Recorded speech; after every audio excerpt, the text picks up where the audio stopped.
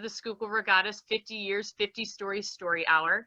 We are going to, I'm Jen Wesson. I'm the Executive Director of the head of the Schuylkill Regatta, and on behalf of the Board of Directors and the Committee 50, we welcome you to our 5th Story Hour. We are excited to welcome a lineage, as you can see here, of Philadelphia coaches, as I continue to let people in, as we explore the tradition of coaching on the Schuylkill River and what makes Philadelphia a special place to coach. Coaching comes with great responsibility, the safety of the athletes and the development of life skills, and we recognize that you make a difference in the lives of many.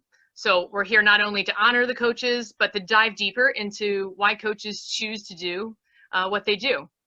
So we're thrilled to have each of you here tonight, and we truly believe in the power of storytelling and the impact that it can have today and for the future of our sport and community.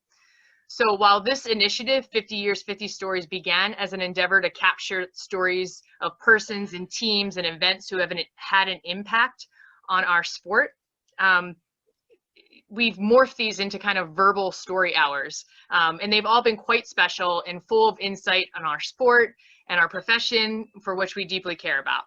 So it's been many smiles, a great deal of fun and respect and love shared. And we have no doubt that this story hour will be any different. So if you want to know more about this initiative, go to the HOSR website, but we're going to keep my opening very short because we have a lot of good stuff to get to.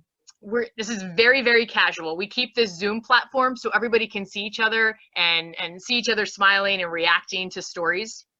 But I just want to say a couple housekeeping items just to kind of help with the sound and the flow of the evening. I've muted everyone to eliminate any background noise, but you have the ability to unmute yourself anytime. So just be reminded that when you do unmute yourself, make sure that it's quiet in the background so everyone can hear. If you're newer to Zoom, be sure to put your Zoom in the gallery view. It's in the upper right-hand corner. If you're just seeing me right now very large, you want to see everybody. So just switch it over to the other view. I encourage you to keep your chat room open. So if you go to the bottom of the page, you'll see a little box that says chat. You can click on that, and then you'll see a little area to the right of your screen that allows you to write or see what other folks are writing. And I encourage you to, drop names of coaches that have influenced you in that chat room, because we know we're only going to be able to touch the tip of the iceberg tonight. And it would be great to see all those additional names. Time to time, we may display some pictures, so it'll take over your screen. Don't do anything. Once we remove the picture, your screen will return to the way it was.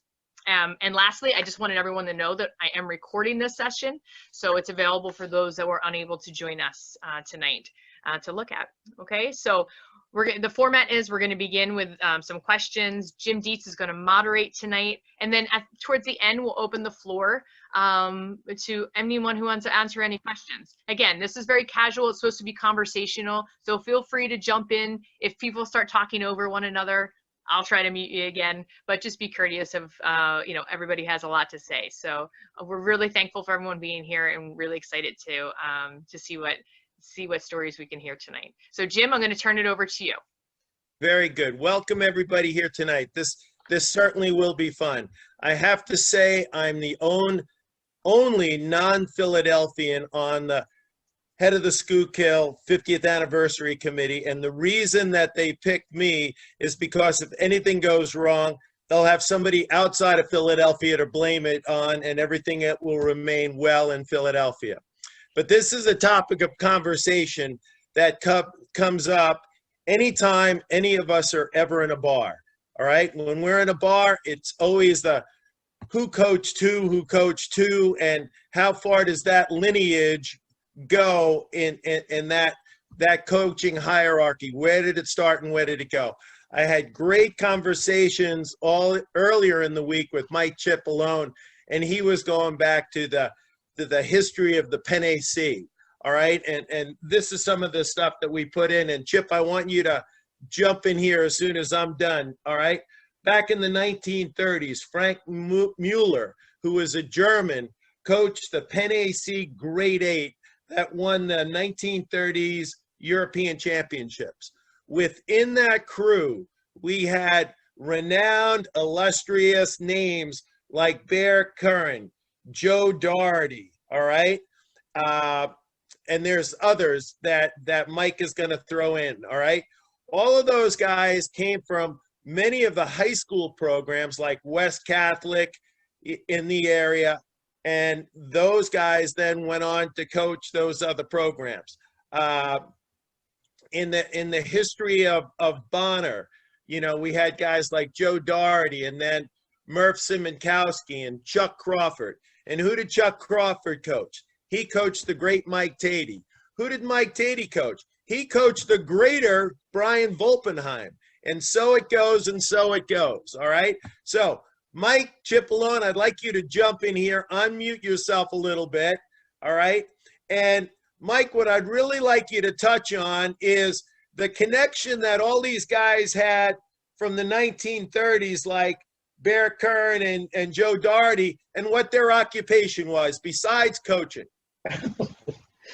Well, thank you, Jim. So, all right, this is a hint. Okay, I got a lot of those guys were beer salesmen, professional Absolutely. beer salesmen. That way they could afford to coach. But it started, the West Catholic crew, the 1927 West Catholic crew had some terrific guys in it, including my coach, Mike Tatey's coach, Chuck Crawford's coach. Chuck Crawford here tonight. Wake up, Chuck. So he's there. He's looking very solid. But a man named George Matson, who taught us guys at Bonner to love the sport.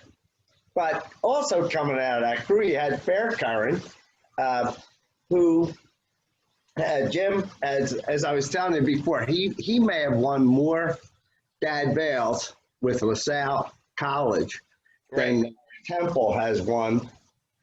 He also was the founding coach at Temple, which started he taught Gavin White how to coach. Our other coach, we had during the summer, we had Jack Galloway, we had Vince Simkowski, Joe Sweeney, all acolytes of Bear Curran. There was just, I looked at Jim, I was telling you earlier in the week that I was trying to put together a list of Bonner guys that are coaching or have coached at least 5 years. And I came up with 22 guys. And as we discussed at the time, it just showed that we developed a love for rowing because we had some very good people tutoring us. And, you know, I'm talking the Bonner lineage, the Penn AC lineage, but boy, you got so many other people. George Hines at LaSalle. Bill Mostowski was coached by George Hines. Bill he took 3 different USA crews to the World Junior Championships. We got Jim Barker, how many guys he coached, who knows? We had some other famous coaches that John Carlin, who was the coach of Roman Catholic. I think the high school rowing in Philadelphia was the great promulgator of getting all of these crews really established and big time. So I can go on. Yeah, for the younger guys on the call, and this goes back to Jen's point on why did these guys coach? Now, I've been in the sport for 56 years, and I tell you, when I started coaching, I almost felt guilty for picking up a paycheck because in most of these programs, in most of the high school programs, and most of the college coaches, right, back then, very few people were ever paid. It was a volunteer thing. And the amazing thing was that lineage and how it grew. And why did these guys continue to come back and pay it forward other than the point that it made them feel good? They realized what it did for them, and they wanted to pass that on to other kids. All right. And Mike, you left out one important thing. Bill Mostowski, besides coaching all of those guys, coached the great Bill Belden, our world lightweight champion. And Billy probably coached his son, Andy, that went on to coach at Cornell. All right, good. I want to get Tom Feaster to jump in here. You awake, Tom? He's got to figure out how to hit the mute button, Tom. How's that? That's perfect, Tom. All right. All right. There you go. Here's a father judge guy, but he's not bad. Okay, Tom, I'd like you to jump in and tell us how father judge started. All right. Sure. And then how you moved into coaching and some of the people that you coached along the way that are being very successful today. And if you forget their names, I'll tell you who they are. Okay. All right. Well, my brother was rowing. My older brother was rowing at LaSalle College at the time. In around 1962, I had been a lifeguard at the Jersey Shore along with my brother and loved the sport so much. My brother was rowing at LaSalle, and I always wanted to kind of row on the river. And so my mother, who realized the passion that I had for this sport, wanted to figure out somehow that I could row somewhere.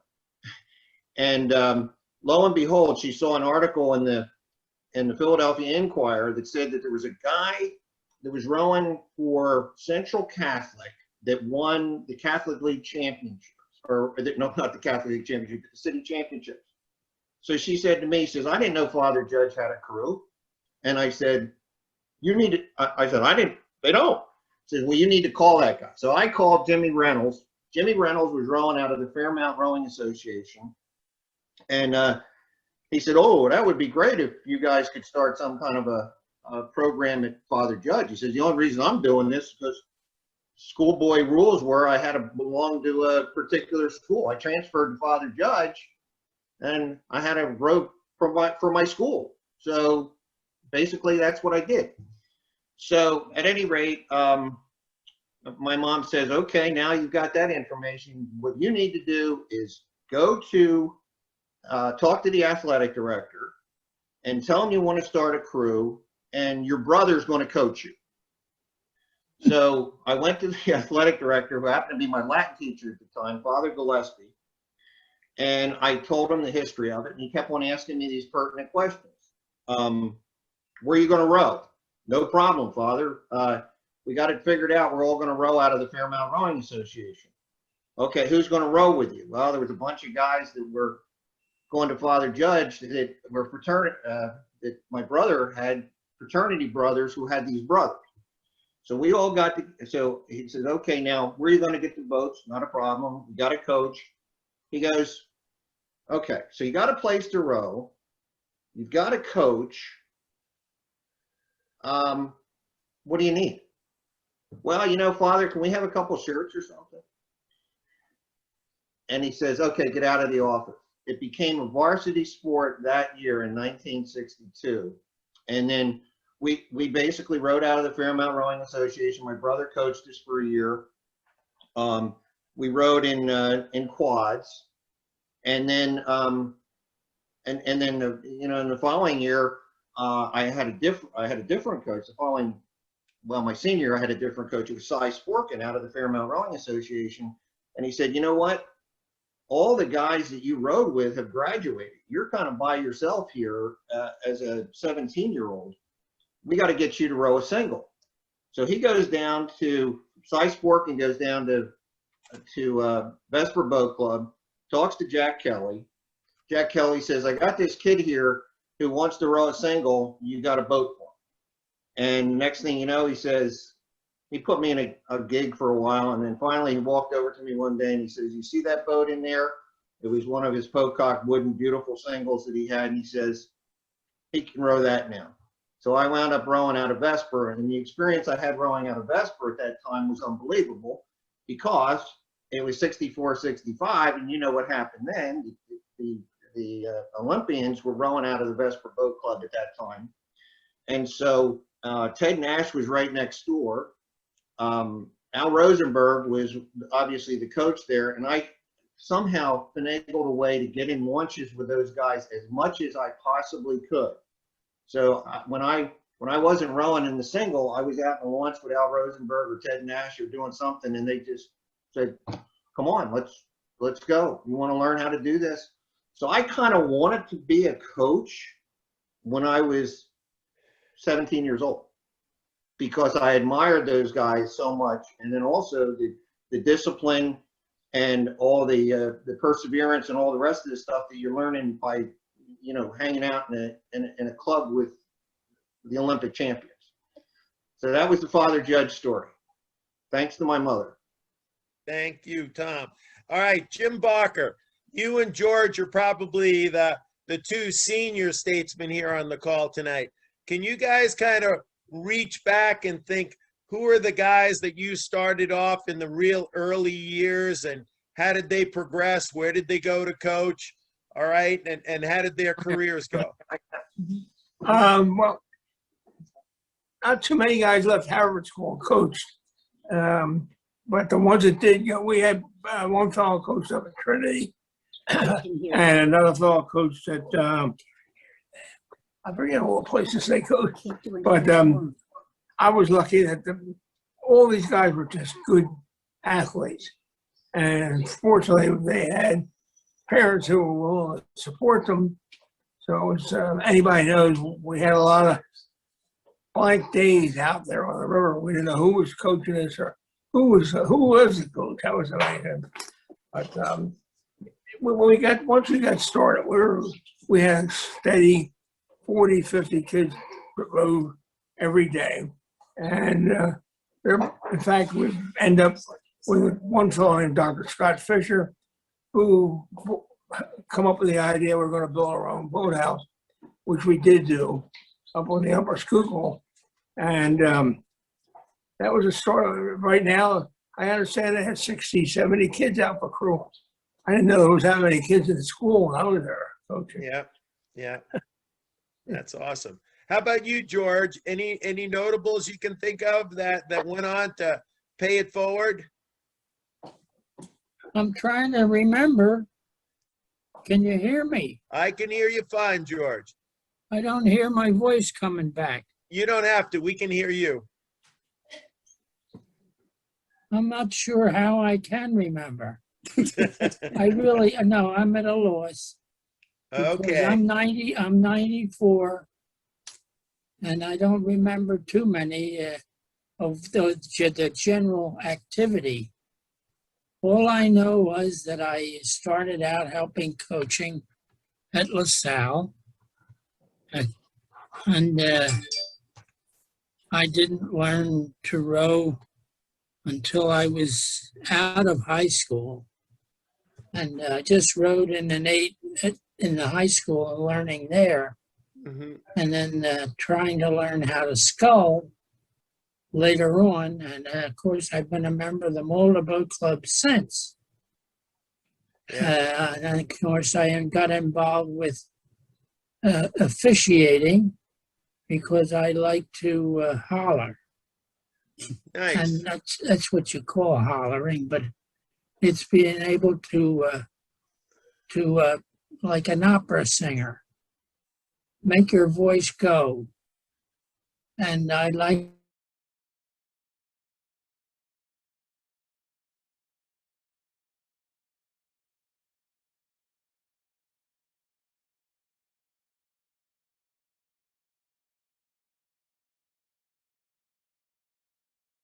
Can you give us the French commands, George? Well, I always get up on the starting line with a preamble for each event. At each event, I will start you by saying, "Et vous plaît, partez." Excellent. I always emphasize the partez, which is actually the word "go" in French. Nice. But Thank you, George. It was very, very rare that they didn't hear me, and it was very rare that they didn't all get off that line in one big line and then double take the hindmost. Excellent. All right, we're gonna move to some of the younger coaches here tonight. Mike Tatey, Now, I believe at Bonner you were coached by Chuck Crawford. Right. I mean, George Masson would drive us down there.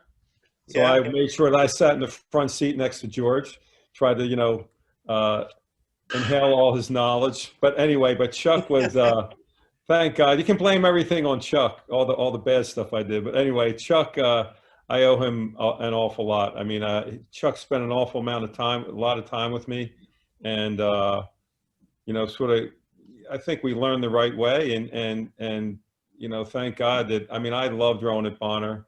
I think people ask me, what was your greatest achievement in rowing? I said, it's no question.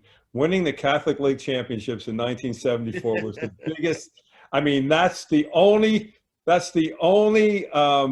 sort of rowing memorabilia that I have up on the wall. The Catholic League Championship at Bonner. That was like the biggest. I could have died that day. That would have been, But I think, listen, and then rowing at Vesper with, Dietrich Rose, they had the system, I had Jim Glavin, Dietrich Rose, and I mean, just great coaches, and loved rowing there. I mean, Jim, you remember all those basketball games we had at Placid Hall, and those were battles awesome. we had with the AC at Nationals, which was great. And I just loved rowing there, loved rowing in the summer. But the person who got me really into coaching was Gavin White, who the most fun I ever had as a rowing coach, no question about it, was with Gavin White at Temple. And when you talk about, I was a salaried coach there. I made $200 a semester. Oh, professional. $200, and they took taxes out. But I mean, that was the best part of my day. I mean, going down there and coaching with Gavin, and I loved coaching at Temple because I felt like a lot of the guys we were coaching were from the same background. They were all from Philly and, blue collar, and, just loved doing it. And Gavin, he's a super bright guy and has a great sense of humor. And I just couldn't wait to get down there every day. So, I mean, they were sort of, Gavin was my mentor. I love the guy. All the coaches at Vesper, Chuck, I owe a great debt to Chuck for people don't know, I went out for rowing for about 5 days, and then I quit because I just thought I was terrible. And then Chuck called me, brought me down, and they had this little rowing box at Vesper. Okay. And he would spend every day before practice with me, and, was super encouraging. And, the rest is history. But I think it all started with Chuck. Well, what do you think, Mike? I mean, we all know rowing's about work. If you don't put in the work, you're not going to be successful. But what is it about some coaches and their ability to make it fun and make that work fun for you? I mean, I think that, again, like high school rowing, I was telling this story the other day. I was talking to Tim McLaren, who's coaching in Australia. And I said, Tim, like in Philly, we would do these things every day that were called bucket races. I don't know what you call them now, but basically you go out in an 8 and, the stern pair would start rowing and the coach would say full pressure, and you go full pressure. And then they tell the coxswain to leave go of the rudder. And you're trying to pull the other guy around. I mean, we did this every single day, and kids are cheering. And I don't know. I think that all those coaches back then, again, as you said, they were all volunteers, but I feel like they felt that rowing changed their life, and they wanted other people to have those same experiences. And thank God, I was petrified of George Hines at the starting line. Everybody was. That deep voice, and you don't want to be late to the line, and you just thought, you're just afraid of the guy, right? But it's all those characters in Philly. It was all those characters, and it was just fun. I never thought rowing was hard. For me, I just loved being down the river. I liked the guys. I liked rowing. I liked the club rowing. I liked the rivalries. I mean, Ted Nash. I mean, come on, All the stories. Coleman Boylan. I mean, I could just go on and on and on. But it was like this whole part of Philadelphia that I didn't know existed. And it was like, I don't know. I just loved being down there. But I felt like they had a knack. They knew, these coaches, they all were rowers, former rowers, and they all knew what was fun for them, and they sort of passed it on to us.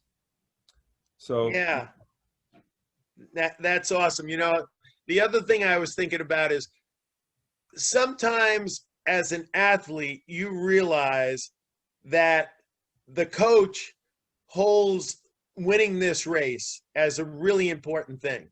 And if it's important to the coach, it should be important to the athlete. And I think somehow intrinsically they pass that along to the athletes, and the athletes really get excited about it. To win the Catholic school championships on the Schuylkill, right? Yeah. I mean, Mike, you're absolutely right. That's awesome. It was against Father Judge, you know, they were favored, you know, and but again, I think that as an athlete, the other thing as an athlete, as a high school rower in Philly, it was almost like, you know, I went to 16 years of Catholic school, so I'm a little bit damaged. But anyway, but they were like the coaches were like the nuns. We knew that they cared about us. Right. They cared about us. Like when we got out of line, you know, they sort of smacked us back in line. And you as an athlete, you have that sense that it wasn't that they just wanted to win. They cared about you, and they cared Right. about, you know, your personal development. And I think, you know, I'll never forget that. You know, Yeah. I mean, I don't That's care why- how many Arby's that Chuck owns these days, if he still is in that business. But you know, I love him for all the time he spent with me. Yeah, that's awesome, Mike. Molly Konopka's with us here tonight. Molly, where are you? You over there? Unmute yourself, Molly. Where's Molly? I don't see her. Right here. Right here. Good. There's Molly. She's up in the corner. You know, she's in my corner right now. Excellent. Good. So, Molly, thanks for being here tonight. You're one of the younger coaches here. Congratulations on Episcopal's win at Stokesbury last week. That's Thank a you. great thing. And you're working with the younger kids on the river now. All right. You know, where did Molly start? Who influenced Molly? And where does Molly want to take the next generation of scullers at Episcopal to another level? Well, I actually started rowing in Buffalo at Westside Rowing Club. And I rowed because my older siblings rowed, right? So we were all in the car. You went to the boathouse and you started rowing, and I'm the eighth of 9 kids, so I fell pretty far down the line. And being that young, you end up being pretty competitive, right, Mike? You know this, big family. 10 kids, 7 sisters. So, and much like Mike, you know, you win that big race when you're in high school, and it is the biggest day of your life. I mean, I always think to myself, I won Canadian Henley as a 17-year-old, and I thought, I'm like a world champion. I mean, my mother said to me, what's the greatest day of your life? I have 5 kids and a great husband. And I always say, the day I won Canadian Henley. It just made me a winner, Yeah. right? Yeah. If you win there, you can win anywhere.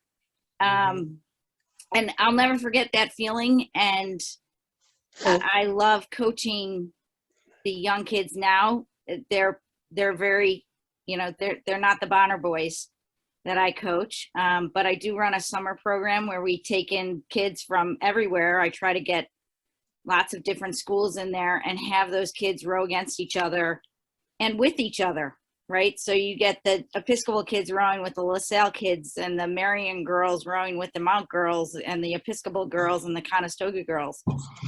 And I think that community of rowing is so powerful, and it just develops what I remember after I left Westside, and you'd go to the head of the Charles and you knew someone in every boat because of that community that you had grown up in. Yeah. And I think of how far reaching that ends up being, and how impactful that is. I think Buffalo West Side is much like Philadelphia with the characters up there like Jim Schaub and the others. And today, most of those coaches would be thrown in jail because, like my coach at 16, they were giving you beers and saying, that was a great race. That was a good time, you know. We've got Paul from Drexel. Paul, you want to hop on here? Sure thing, Jim. Good, Paul. Good to see you. Congratulations on your women's 8 win at at Dad Vale's. Thanks, Jim. Well, Always nice to see. So where did you start off, Paul, and what coaches influenced you? well, before I do that, I think, it gets a little easier when Jim Dietz isn't coaching at Dad Vale's. I did always hate having you ride your bike next to me and just whistle that loud whistle out there. That should be part of coaching education. Yeah, until finally your boat would move ahead, and then your bike would move ahead too. So that's the only way our ears would survive. But I had a math teacher in high school, and actually he's on here now, I think. Although I just see the drawer. Stan Bergman was stuck with freshman algebra, and I was falling asleep in his class. So he pulled me into the hallway. He's like, you can't fall asleep in my class, Paul. What are you doing in the spring? You should come out for a crew. Because I was swimming was killing me. It was morning practices for swimming. And then by the time I got to math, that was it. But so he got me into that. And then the next year he moved on to Penn, but left us in great hands with Mark Brestol. And so that was, I think that's really where I get most of my thoughts on rowing really comes from there. Even though I moved in college, moved on to Wisconsin, and Randy Jablonic, Jabbo for sure. Yeah, he was a wild man for sure. I mean, in the 80s, safety was high priority there. But one morning we came out in the middle of winter, and he had cut a hole in the ice in the lake, and for safety, he had sort of an indoor-outdoor carpet leading up to the ice hole. And for safety, you could wrap a rope around your waist because he wanted everybody to dive in, go under the ice, feel it, and then in case of anything happened, of course, he'd pull you back out. But I mean, that's just nice of him. Yeah, that's just like he made things fun though. I mean, just like what you're talking about. He was very competitive, but he knew how to have a good time. And I think these guys influence. I'm sure I'm not as much fun. If you ask my rowers, I'm not fun like that. But I'll tell you, I think they influenced a lot of the way I think about coaching. We talk a little bit on the committee prior to the calls coming on, and a lot of the topics that come up are the ethics that comes along with coaching any type of team. But it seems especially so in rowing because the price you have to pay just to row. Mike Tatey just said it. You have to hop in a car with a guy probably smelling a beer and drive all the way to the boathouse, taking a bit of time. Then you have to get out, get in a boat. It's cold. You have to do the work. And if you're not going to be successful, if you're going to be successful, you have to do that work, right? But when oarsmen get on the line, they don't talk shit. Now, I can say that when Tatey was playing basketball at Pulaski Hall, he'd talk shit before a game, but that's not rowing, all right? But in rowing, you don't talk that garbage because you have respect for the other team. So can you delve into a little bit, Paul, the ethics involved in coaching and, the other intrinsic things that come along with coaching other than teaching somebody how to take a stroke? Oh, that's a good one there. Well, I think, our sport is different where, you look at now ESPN, the highlights are when somebody stands out, and really in our sport, you're trying not to stand out. Yeah. If you stand out, that's something gets pointed out to you as incorrect. So I think it's, we always say it's the ultimate team, but the more you are there for the other people, the more you're going to get back. I mean, if you're there for the other 8 people, that's 8 times coming back your way. So I think, sharing those ideas, I think are important. What kind of team culture do you want? What kind of atmosphere? Yeah, I think is important to put that into words, often. Maybe not like one 60-minute, but maybe like 61-minute times, you're mentioning it each day, a little something to the team. So Yeah. So Brian Volpenheim, new coach at the University of Pennsylvania. Why don't you tell us a little bit about what it was like being coached by the great Mike Tatey? I don't think we have enough time. Yeah. I rode for 4 years in college and then had 4 different coaches. And then I was lucky enough to get Mike for the next 10. And so that's like sort of fallen into the, out of the lucky tree and hit every branch, I guess. It was, I would say it was definitely fun. Not all the time, but most of the time. It was fun in the way that, you just wanted to go as hard as you could and as fast as you could, and you wanted to do it for Mike. Like he made it that kind of fun that like you just wanted to be there every day and do your best. I didn't always do that, especially I was some ebbs and flows in my attitude and career over those 10 years. But I was, it was like I was young and I was coming out of a very raw club team, and I was like wide-eyed and just loved the sport. And Mike gave me an opportunity that I don't think anybody else would have given me. And he gave me a lot of them. And I did my best to take advantage of all those opportunities. And I think that sort of trust that he had in me gave me a lot of confidence. And, he didn't really say much to me in the beginning other than, don't mess it up and get your blade in the water. And, and he kind of let me do my thing over those years. And it was a lot of give and take, I think, between the two of us. Yeah. I think I would have to say that. I think it always has to be a partnership. Yeah. Yeah. And it didn't seem like a long 10 years to me. I don't know about you, Mike, but it went by pretty quick. And well, you were the best guy. I mean, there was no question about that. So you want to retain the best. I mean, that's really what it's about. You get the best athletes and try to retain them as long as possible on the national team.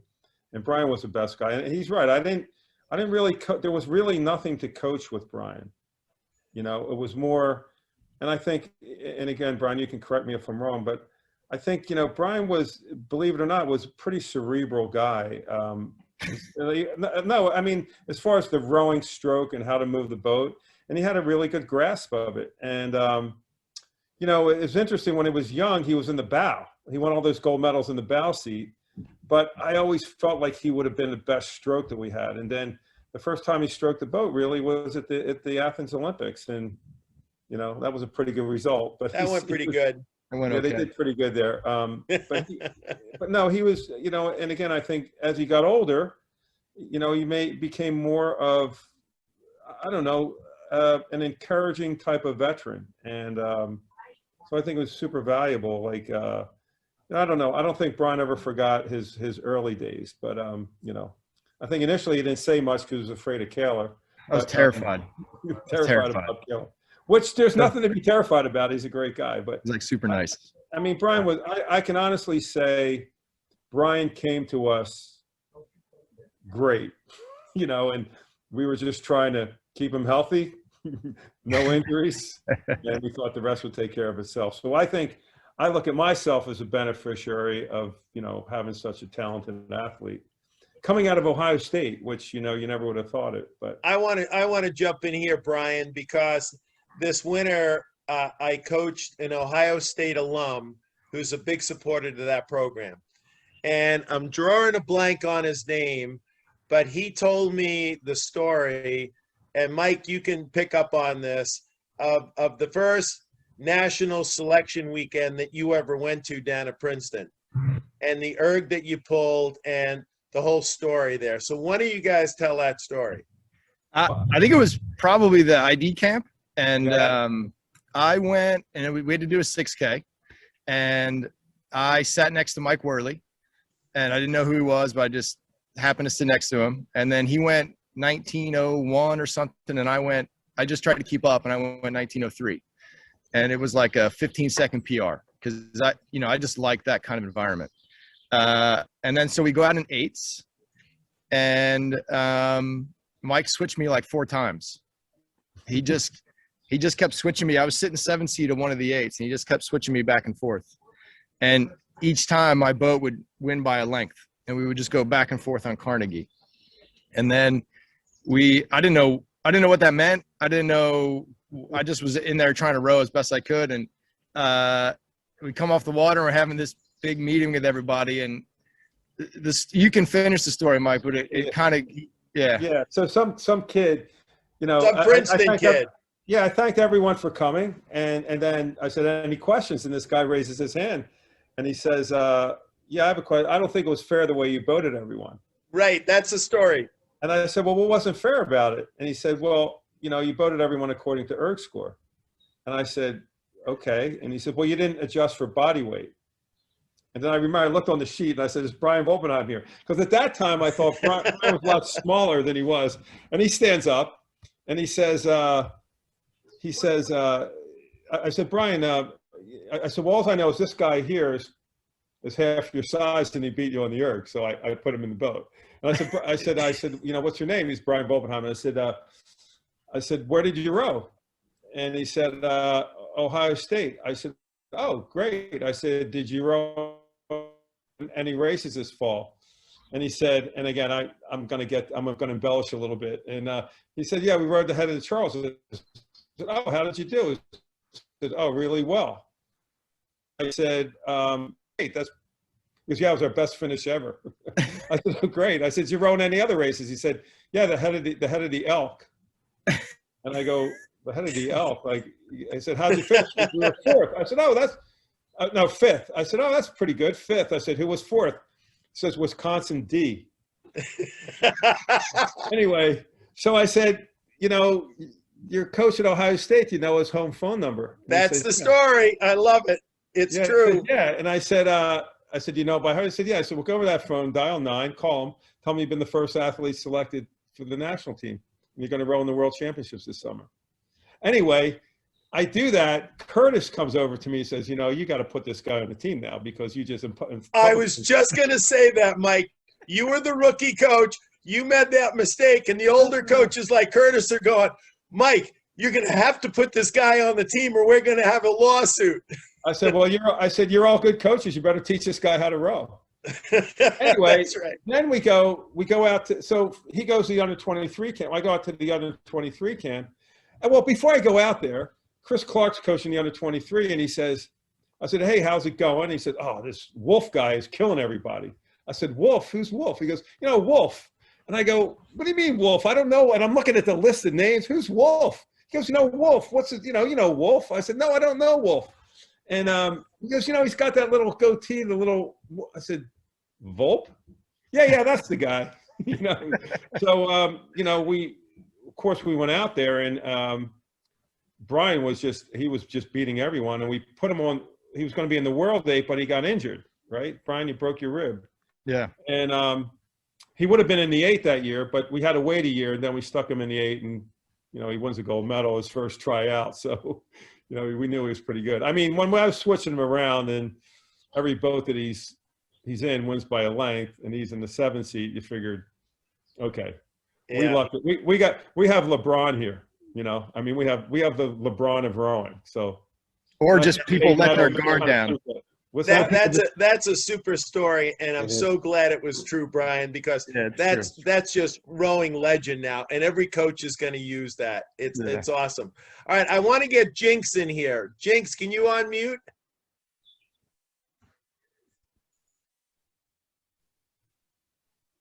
You can do it. All right, Jinx, you did it. Excellent. All right, Jinx, so you're at the beginning of women's rowing on the Schuylkill, right? And who was your first coach there? What boathouse did you row out of, and how did that proceed with your crew, and how they proceeded on to pay back rowing to the Schuylkill Navy? Well, I began rowing in 1963. It was at Philadelphia Girls Rowing Club, PGRC. Joanne Wright was the captain there at the time. So she gave me some instruction. The things that I remember most, she said you have to have fast hands and a slow slide.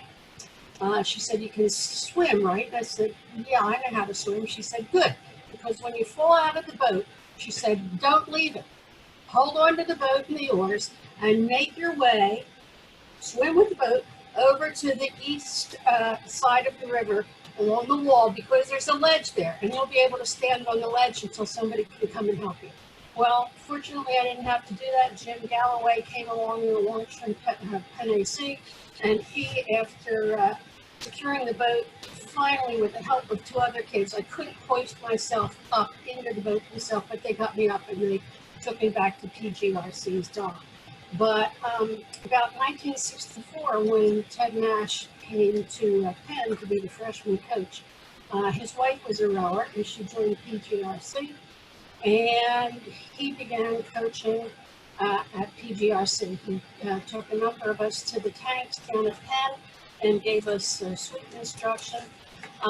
He really didn't coach us for under a year, but he got us ready for competition in 1965 with Mills College crew from Oakland, California.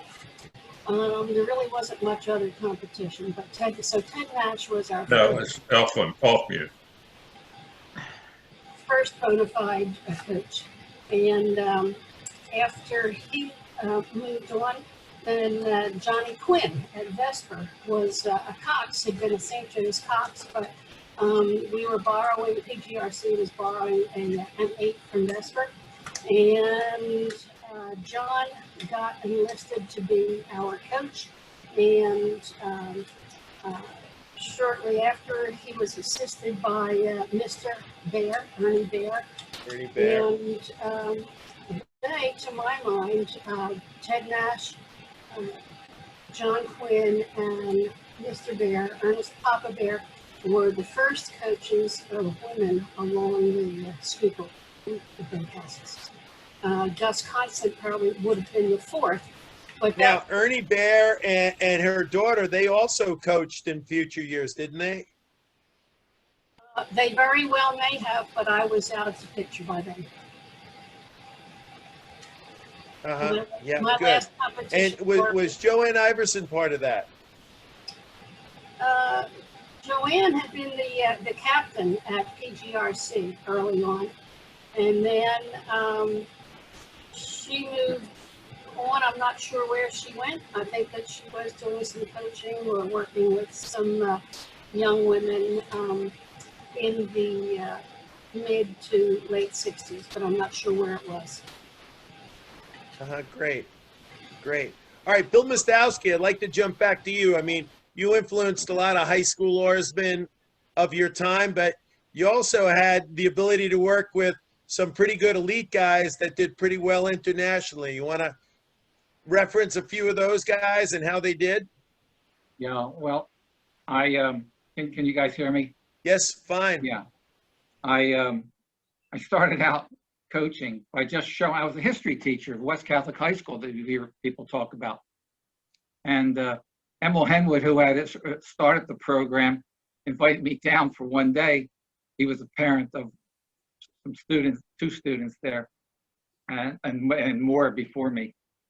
And I came down for like a week just to find out what's going on, but then he didn't come back. So I was there being the coach, and for quite a number of years, and was really happy. It was an inner city school, and one of the things I got out of it was that these were experiences that these kids would never have. I enjoyed taking them down to, say, like the Naval Academy. What a wonderful experience for a kid who's never been out of Philadelphia. Yeah. You go down there, and when I would come back, I felt like maybe my taxes are being spent in the right way. Mm-hmm. Or I take the kids up to the head of the Wants to Charles. move over more so they can see your face. Joe, leave me. So, how you doing? I felt really like I was accomplishing something with these kids, getting to see another part of the world. Yeah. So you think about it, a kid from the inner city going down, seeing the Naval Academy, rowing on the Severn, and I would make sure we went through like the museums, because I was a history teacher, So they had to do what I wanted to do there too. And it was just a wonderful experience. We mentioned some people that influenced us in our lives, and George Hines was a wonderful experience in my life. 4 years at LaSalle High School. And some of the, as some of the other people are mentioning, that you could win a city championship in a varsity four, and that's bigger than most things you've done in life. With George Hines, what we learned was to enjoy the whole process, enjoy going down to the boathouse, enjoy the rowing. We didn't have tanks in those days. We didn't have we had rowing machines. And he was wonderful at getting us to enjoy from start to finish, the rowing, the racing. My parents got to love him. I don't know how that happened, but they did. Then after that, I was influenced by Fred Leonard at Undine. Fred Leonard in Undine, yeah. What a wonderful, organized man. And to this day, I still am writing notes like he would write these little notes and keep them, walk around with them. I'm still doing that years, a lifetime later. And certainly Jim Barker, okay? I have a comment on Jim Barker, that Jim Barker has coached either directly or indirectly half of the people in rowing, and the other half, they don't know what they're doing. That's Jim Barker. Then on top of that, you guys mentioned Joe Doherty. Joe Doherty was my coach in college. And if you just learn to love this through Joe Doherty, okay. And then I had the option. I had the good fortune of running into Bear Curran, and Bear Curran, when he knew I wanted to coach, decided to take me up in a motorboat. And I understand he didn't do that very often or at all. And I can remember Bear Curran, and he was coaching this kid.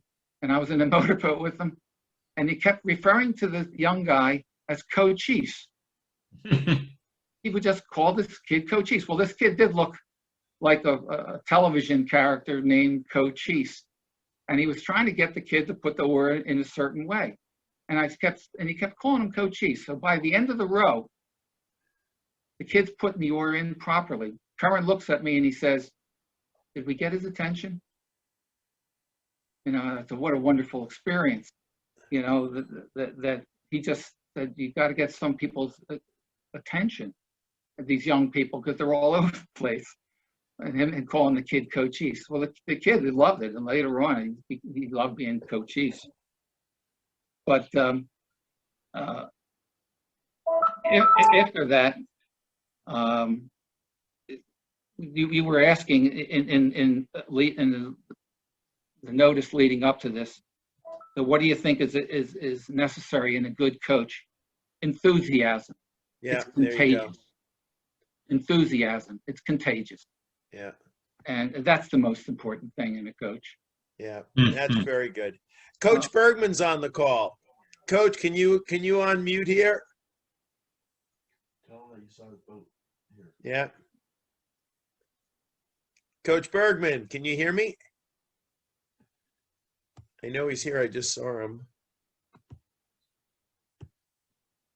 Now, Stan?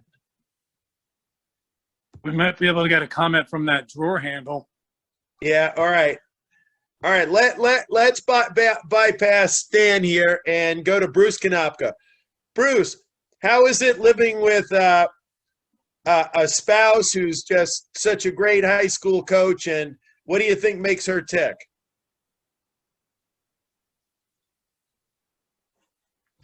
Well, you know what, Jim? Yeah. There you go, Bruce. Now you're awake. Yeah, Jim. Now I was, every day's Valentine's Day in my house, Jim. Every day. Now it's great living with Molly. She's certainly very successful, and she has her way of doing things, and it's her schedule, and she looks back on what worked previous year. One thing this time of year, and Mike Tady will love his story.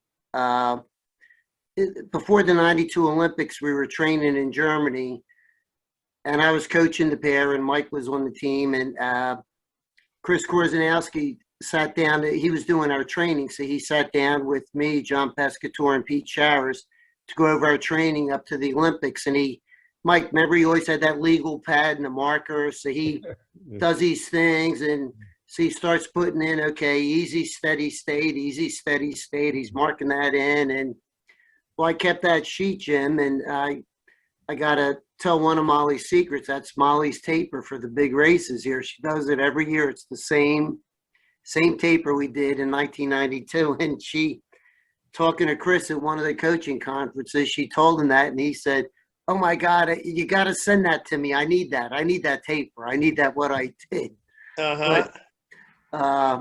But it's great, and it's fun, and I try to help out as much as I can too with the kids. But it's been wonderful, and one thing, seeing George Hines here, when I was starting to row at Malta, George called me Bryce. He called me Bryce. He still calls me Bryce when he sees me. And at one point, I was with somebody from college, and he yells, "Yo, Bryce, how you doing?" And one of the other kids said, "That's not your name. Don't you get mad that he calls you that?" I said, "Why would I get mad? That's George. It's George Colin. It's my nickname given to me by George." So I loved it. Yeah, Bill Mostowski just mentioned that too, the nicknames and how they passed on. I see Bill Zach on the call. So I'd like, Bill's coach was the great Bill Stowe, stroke of the 64 Olympic 8. So Bill, why don't you jump in there and talk to us a little bit about the lineage of Coast Guard rowing, a little removed from Philadelphia, but there was a Philly guy involved there at the beginning. Yeah, I'll first mention the first coaching experience I got internationally was with Bruce Konopka way back in '91 when he was the head coach of the junior boys team when we went over to Spain. But yeah, Stowe was definitely a Philadelphia experience. When I went down to That's the Boathouse, kind, Bill. That's kind. Yeah, exactly. In a good way. When I went down to the Boathouse the first day and I was introduced to him, I said, "Well, it's nice to meet you, sir." He said, "We don't use sirs down at the Boathouse." And I figured this is a good place for me to hang out. Yeah. And, you know, Bill was very much teaching us the Al Rosenberg style and the broken arm, the catch and all that other stuff.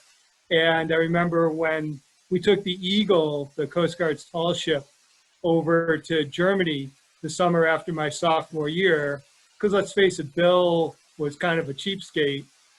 He made us go and get a set of Carlish oars and shove them in the hold of the Eagle to bring them back from free and to duck all the duties and everything else that he normally would have had to spend money on. Yeah. And then, of course, the Dad Vale Regatta was the highlight of our year every single year. And that was back before the internet. I remember we'd drive down, we'd sort of double or triple park at the Circle down there on Kelly Drive, run across to number 4 and look at the heat sheets to see who we had drawn. Yeah, yeah. Bill was great for nicknames too, wasn't he? Well, yes, he was very good. I don't think I can mention any of them here. I picked up that habit, and when Jim started as the head coach at the academy, I was on the faculty there, and I was the freshman coach with him. And we had people named Dump Truck and all these other things, and Jim had to write up the official orders to get us to go to races. They say, "Bill, I don't know any of these guys' real names. What the hell am I going to put on these official academy forms?" So, yeah, yeah, the lineage goes on. I'll just close by saying the guy who coached the first boat that I ever coached at Coast Guard Academy, which was the freshman lightweight crew, was Bob McKenna, who was a Monsignor Bonner guy. Right. And he's now retired Captain Bob McKenna and the chief development guy for the Coast Guard Academy Alumni Association. I thought he was the head of admissions still. No, he retired from that, and now He he's retired from that? retired life. He's with the Alumni Yeah. Association. Another good Bonner boy. Well, the time's rolling on here. We've got a lot of great coaches here and a lot of people that I think would like to tell stories. So if it's all right, Jen, maybe open up the mics and without trying to talk over each other, anybody that wants to jump in at this point, let's have at it. Okay, Jen? Thank you. Jim, this is Joe Henwood and Penny Henwood. Can we have a word or two? You certainly can, Joe. Jimmy, how you been? Excellent. Great. Penny, I can see you just fine, so don't worry about Joe. Well, I'm gray and she's a beautiful blonde still. He certainly is. Well, thanks, Jim.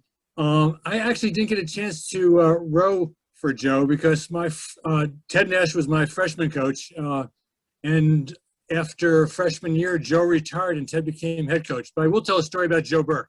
I think most of you know Joe, Penn Oarsman champion, sculling champion, naval hero, World War II hero. Well, my father, I went home for a weekend in September. My father drove me back, this is freshman year, drove me back on a Monday afternoon to get me back to school before crew practice started.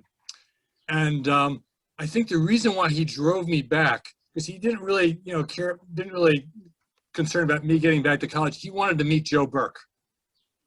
Joe was such a leader and had such a reputation.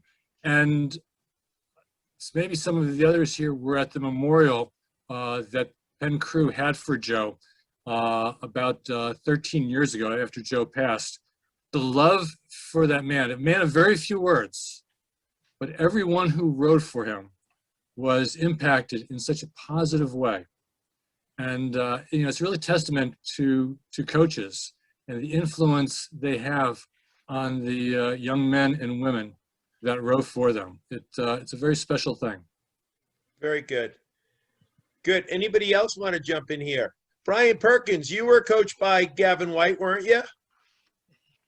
I was actually I didn't know, I tuned in late, so I apologize, but I happened to be the positive version of the phrase "shit rolls downhill," and I'm very excited about that. So I've been lucky enough to be coached by Bill Lamb, Chuck Bill Crawford, Lamb, another great coach, Bruce Kanopka, Mike Tatey, briefly Mark Valenti, Gavin White.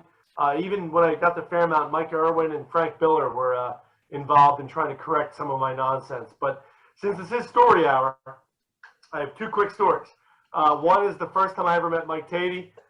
Gavin sent, Mike was in the '88 Summer Olympics, and Gavin sent, a good man that he was, sent the entire squad down to pick up Mike Tatey at the airport and welcome him back from the Olympics. Nice. The next day, Mike came to the Boathouse. I was a freshman at Temple, and Gavin had done film the day before with one of those video cameras the size of a pillowcase. We're spoiled now, right? And Gavin was playing the VHS videotape, and Mike Tatey was working. Gavin had a process where he would do a couple of minutes with bow pair, then 3 and 4, then 5 and 6, and moving forward. And Gav was moving down the boat, and Coach Mike, back from the Olympics, was just, and he had recently been the coach at Temple. He knew these guys personally, was brutalizing these guys down the boat. And I'm like, oh my God. And he was coming to where I was sitting in 4-seat, and Coach Mike didn't know who I was. I was a freshman at Temple. He'd never met me before. And for a brief moment, I was sandwiched between two guys that Mike Tatey didn't like. And he skipped right over. And for about a week after that, you ever lean back on a chair and almost fall and catch yourself? Yeah. I felt that way for about a week. And I was like, very happy about that. And my other quick story is my first ever coach, lucky enough to be in this environment with you guys and learning from everyone and working against some of you. Bruce Kanopka coached me in high school to a national championship at a Henley trip, and then went on to be the Penn lightweight coach, where he coached my wife Susan as the Penn lightweight coxswain. So I get some leeway there. But my first ever race as a coach was the Frostbite Regatta in 1992. And Chris Kerber was the original novice coach at Temple, and he left. He had another job opportunity, he left. So Gavin, who didn't really like me at the time, said, well, you're the only one around, why don't you do this? So I jumped on it, and we had this boat of guerrilla novices, big, strong kids. They'd never done a 2K in their lives. And so we lined up for the Frostbite Regatta, which was still in Philadelphia at the time. and we're all lined up. And I look around me, and there's Chuck Crawford, my coach from high school, who we won the Stoats. You know, and I idolized the guy. Is sitting on a bike, you know, 2 bikes down, and other coaches were there that I'd known. And I don't scare easy, so I wasn't afraid of them. But I was like, wow, I don't belong here. And so the race takes off, and my guerrilla novices are leading for 500 meters, maybe 600 meters. We go behind the canoe club. The experienced rowers are starting to catch up to them a little bit, and I'm ahead of all the other coaches because I'm all enthusiastic. I'm following the guys down, and I go to hop a curve right around where the steps are, and I totally mistimed it because I'm watching the river over here, and I go ass over handlebars. I literally run myself over with my own bike. There's tire prints across the front of me. And as I get up and brush myself off, all the other experienced coaches are riding by like this.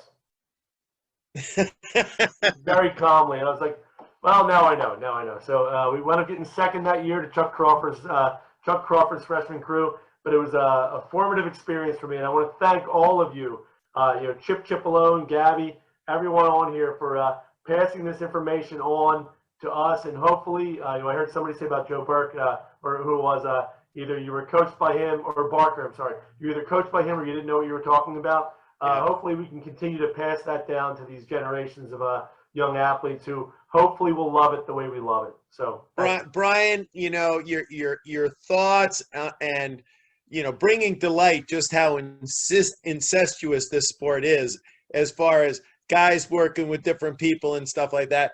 But, you or Mike, Gavin White is one of those amazing guys that, how many Vales has he won in that men's championship 8? 21. How does a guy like that, Mike, keep it fresh and keep it that excited? Is it that he wants it so bad, or that his guys want it that bad because they don't want to screw up? Man, the thing, Gavin, he had, as I said, his sense of humor. Like, he had jokes that were just very quiet, though. But yeah, he is. But he's calculating. You know what I mean? He's again, he's severely bright, and again, I enjoyed being with him. God, I mean, the first one that we won in 1983. Like, we were so excited. We thought that we had a chance to win. We had Charlie Bracken, who I think coached it, and he was like the franchise. Charlie was a full-time plumber, went to school full-time, and was married and had a kid. Right. And rowed all at the same time. Now, they broke the mold with that guy. Anyway, Gavin and I didn't want to go to bed. We just said, we just didn't want to go to bed. We're so excited. So we wound up going to the Pathmark up on City Line Avenue. And we bought all the cherry red spray paint. And we just started spray painting all the walls in the boathouse and in the boat bays with the big cherry T, and I don't know, we stayed up all night, and then they won, and it was, I don't know, the second greatest day of my life. The first was this Catholic Championships, winning that, just seeing Gavin, like how hard he'd worked, and he had built that team, and and then just went on to win many, many, many more. But he was just a father figure. And I think, if I was to compare Gav, again, if I would say, there's certain coaches you wish you could be like. Yeah. I wish I could be like this guy. There were 2 of them, Gavin White and my wife's all-time favorite, Stan Bergman. There you go. Who my wife says, Stan Bergman is the best man I've ever met in my life, and that includes my husband and father. Jen? So, just feel lucky to have known these 2 guys. Good. Stan's here. Stan, if you're around and can click in, we'd love to hear you, or anybody else now. Again, this is open mic time, so if anybody wants to jump in, this is the time to do it. Jim, I'd like to chime in. Ken Heisler here. I'm here. Sure, Ken. I'm here at Al Robinson's instigation, my fellow Cape Codder. I rode 4 years heavyweight at Columbia, and I arrived on the scene in the fall of '67. And Stan Bergman was my freshman coach, and Bill Stowe just arrived to be the head coach of the place. Stan Bergman, I would agree with Mike Teddy's wife, was really the finest gentleman that I've ever known. And of course, Bill Stowe was the reigning gold medalist, in the fall of '67 at that point. It was really a great combination. We spent all year listening to stories about Teddy Nash's Penn freshman. We were going to be seeing Penn 4 times that year between the Black Oak Cup, the Child's Cup, the sprints, and then the IRA. And so it was a big build-up until the spring. And I guess we were hosting the Child's Cup on the Harlem River. And, here's the Penn crew, and we're looking around, headed by Teddy Nash there. And big guys, they had this guy, Luther Jones, Yeah, Lou Joe. 6'7" from Blackfoot, Idaho, with a gold tooth, and a guy named Croker, Rick Crooker from St. Catharines, Ontario. I had to race those guys too, Ken. It wasn't easy. So we're rowing down about 4 miles to the starting line, and these guys all have the Dixie Cup boat hat on with the brim turned down. Right. We're lining up at the starting line, and the coxswain gives that Penn crew a command, and at once they pull their hats off, and they're all bald. Right. We lost that race right on the starting line. Yeah. Yeah. Anyway, I was very lucky to have that. Hey, Jim. Yeah. I'd like Hey, to. Jim. This is Frank Jenkins. I started rowing after college, so you guys all started when you were in high school. So I didn't have much of a rowing career, but I do want to acknowledge Jim Barker as my coach. He was a fantastic person, fantastic competitor, and a fantastic coach. He took Ted Wagner, hi Ted, and myself, and to the tryouts in the 1964 Olympics, and we did well. We didn't win, obviously, but we had a great time, and it was a great experience, a life experience. And I see Bill Nostalski over here. I haven't seen him since 1961. Hi, Bill. He doesn't get older. He looks good. He looks great. And he mentioned his parents. I knew his parents very well. And when Billy was, I don't know how old you were, maybe 15, 16 years old, rowing down there. And your parents came to a lot of events. They were great supporters of you and your brother. I'll never forget that. So, well, I got to actually race with Jim Barker, and Jim Barker's very final competitive race. Okay, I was 16. We were in a quad. Yeah. Okay, and in this final race of his career, of his competitive, not masters, but his competitive career, I got to race in this race with him, and it was we knew it was his last race, but here I am, like 16 in the boat. What am I doing in here? If this were baseball, it would be like rowing with Joe DiMaggio, right? Jim Barker and Joe DiMaggio I'm sitting next to. who else was in the boat with you besides Jim? Ed My Lucas? brother Joe Nostalski and Larry Walsh from Penn. Larry Walsh, yes. Yeah. And what's interesting about that is that Jim, talk about being a good mentor, he must have known that he could rock the boat so hard he'd scare this kid the hell out of it. All right, me. He just took it nice and calm, and we won the race by 10 seconds. These guys came from Detroit, right? Now, people don't come from Detroit to Philadelphia to go look at the Liberty Bell, okay? Not rowers. So I look over, and in the boat is John Welkley. All right, so we got Ted Williams, John Welkley, and Joe DiMaggio in the race, and Barker kept it together, and we won that race by it shows his mentorship even as a competitor. He was. Those are some great old names, Bill. Great old names. And when you consider that Jim coached at Haverford for 50 years, think of how many oarsmen rowed for Jim. Right. Jim, what was it? Oh, I have no idea. I have no idea. Thousands, it must have been. I know some wonderful people wrote for me. And it's more, I went on to coach at different schools. But I want to tell one story before we get off here.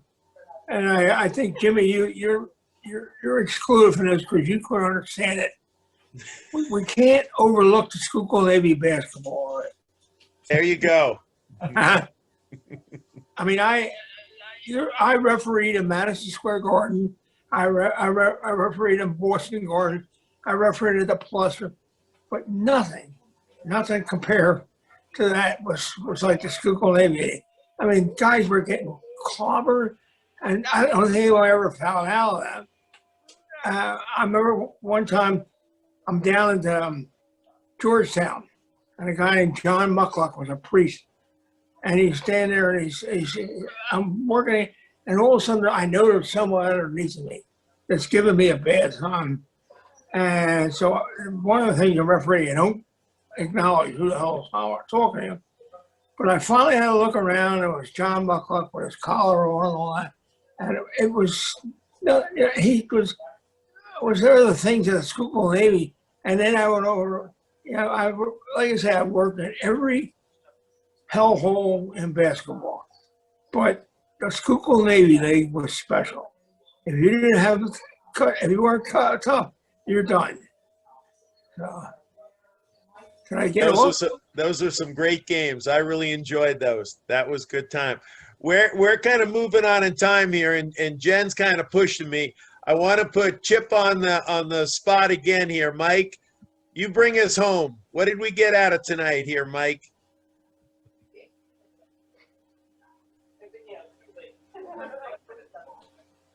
Come on, Gabby, you can do it. Take the mute off, Gab. Mute. Oh, there you go. Sorry, I'm talking anyhow. So anyhow, you know what?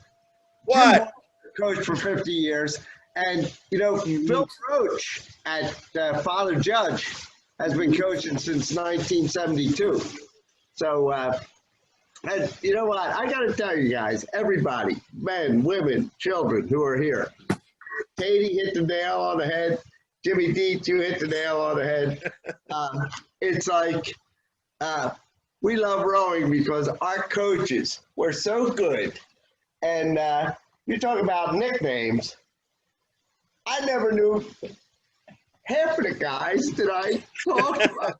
Matter of fact, I gave a guy an award at graduation, and his parents came up after the race or after the graduation ceremony and said, "That's not his name." I said, "What'd you wait 4 years to tell me for?" And Bill Kowski, yo, Bill, I never knew you had a humor streak. All right, Chip, all right. Yeah. Tell these guys how a Polak like Siemankowski got the name Murph. Well, the bear said he had too many Polacks on the team, so he named Siemkowski. He said, "Your name's Murph. We got enough Polacks." And so this was typical. The only guy that I ever had as a coach in rowing who didn't give you a nickname was Mr. George Madsen. All he did was pronounce your name wrong for 4 years. My name was Cipollini. So I went from a big onion into a little onion. All right, we're finishing it up on a high note. Jen, I'm giving it back to you. I'm exhausted. Thank you. Thank you, Jim. Thank you everyone for joining us tonight. This was so great. Look, we don't take the opportunity to kind of just stop and talk with one another. And this is really what this is all about. Yes, this is about honoring the coaches that have influenced through our lives, but we know that as coaches, we don't look for recognition. It's found in every day, and it's found in the process, and it's found in these stories and the humor and the smiles that we share on a regular basis. So I thank you guys all very much. And if you have follow-up stories, please send them to me because I'd be more than happy to share them again with the group because this, we could go on for hours, and we hope that you'll continue joining us for these story hours on different topics, but they kind of all morph into the same thing that, we love this sport, we love what it's given to us, and we want to share it with others. And Amen. that's what it's all about. And Brian, congrats on the Dad Val win. We didn't get that in. And everyone, just have a wonderful time. Be safe. Good to see everyone back on the water. And let's keep upholding the this role of Philadelphia coaching in our sport. Good night, Amen. everyone. Thank you, everyone. Good night. Thank you. Great Good job. night. I'm going to say good night. Say Thank good you, night. Jim. Thank you. Good night, and good luck. Well done. Well said.